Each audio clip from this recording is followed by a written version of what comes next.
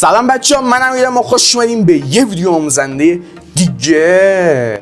بچه‌ها از امروز قرار هست که یک پلیلیست جدیدی با نام ادیت ویدیو، ادیت فیلم در گوشی با برنامه‌های مختلف، با اپ‌های مختلف به چنلمون اضافه بشه و قراره که توی این پلیلیست همونطور که از اسمش هم معلومه ویدیوهای درباره ادیت فیلم با گوشی آپلود بشه. و این ویدیو هم که دارین مشاهده میکنین اولین ویدیو این پلیلیست هستش که میخوام توی این ویدیو بهتون یاد بدم چطوری میتونیم از انیمیشن ها گیف مانند مستر استفاده بکنیم روی ویدیوهامون، روی عکس هامون و اونا ساده نباشن، یه انیمیشنی داشته باشن. پس اگه میخواید این قابلیت رو هم یاد بگیرین، البته اولین قابلیت هستش که یاد میدم بهتون، حتما ادامه ویدیو رو با من همراه بشید.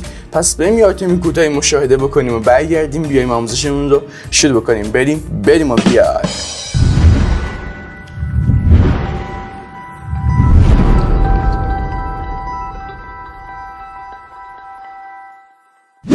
خب بچه، اگه تا الان تو چنل ما سابسکرایب نکردیم و میخواین درباره موضوعهای یوتیوب، فتوشاپ و ادیت فیلم اطلاعات بیشتری به دست بیارین، حتما تو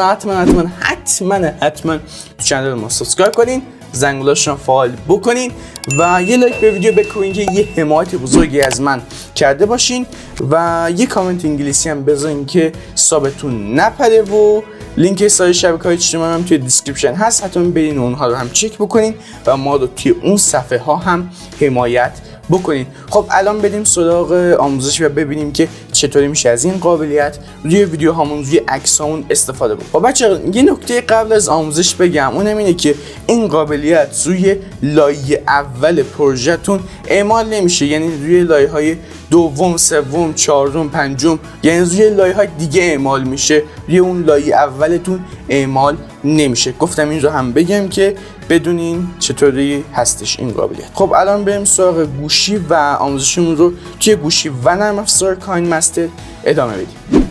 خب بچه، اولین کاری که شما باید انجام بدین اینه که روی این کرییت نیو میزنین و یه پروژه جدید میسازین. من سایز پروژم رو روی 16:9 میذارم. خب شما میتونید سایزهای دیگر رو انتخاب بکنین و تنظیمات پایینی که وجود داره رو بهش دست نمیزنم. این بالا روی نکست کلیک میکنم و از قسمت مدیا اون فایل هایی که میخوام رو میارم، لایه اول که میخوام رو وارد پروژه میکنم. خب من اینجا این تصویر رو دارم، این رو وارد پروژه میکنم و سایز یا حالا تایمش رو بیشتر میکنم، حدود 20 ثانیه بذارم. خوبه، اینم 20 ثانیه.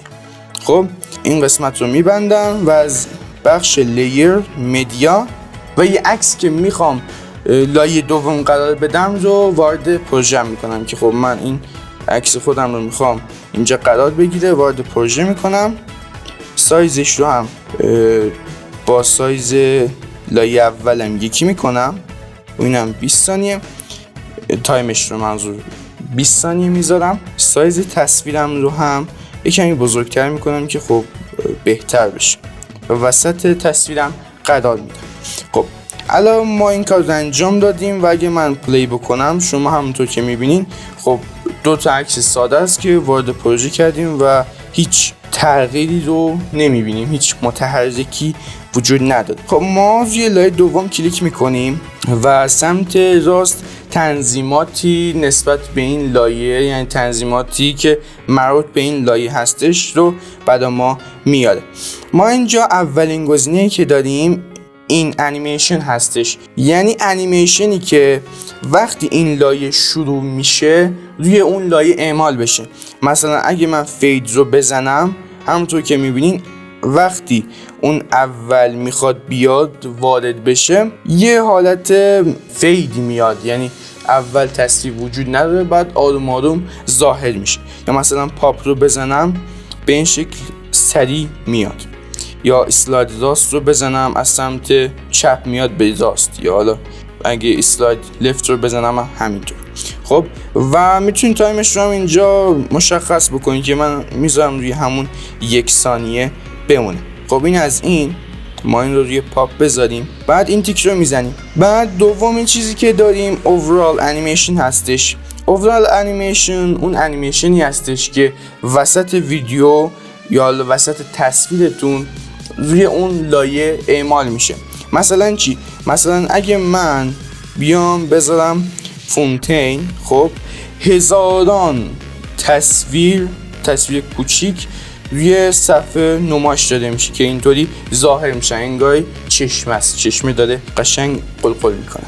خب یا مثلا رینگ رو بزنم، همونطور که میبینین یه انیمیشن خاصی رو به اون تصویرم میده و انیمیشن های مختلف زیادی وجود داره دیگه. هر کدوم رو خواستین میتونین طبق اون تصویری که دارین، اون فایلی که دارین، این انیمیشن رو روی اون اعمال بکنین. و یک نکته جالبی که وجود داره اینه که شما میتونین از این قابلیت روی لایک کردن استفاده بکنین. مثلا یه تصویر لایکی رو وارد پروژه‌تون بکنین و تنظیم بکنین روی زین، یعنی انیمیشن زین بذارین، یا مثلا فونتین بذارین، یعنی هزاران لایک میاد. این بهتره دیگه، تصویرتون رو خوشگل‌تر میکنه. اینم از این. و سومین چیزی که داریم اوت انیمیشن هستش. اگه این رو هم انتخاب بکنین میگه اون انیمیشن پایان لایه‌تون چی باشه، که خب میتونین این رو هم روش بزنین. مثلا اگه اسکیل داون رو بزنین قشنگ زوم اوت میکنه، همگی میدن عقب.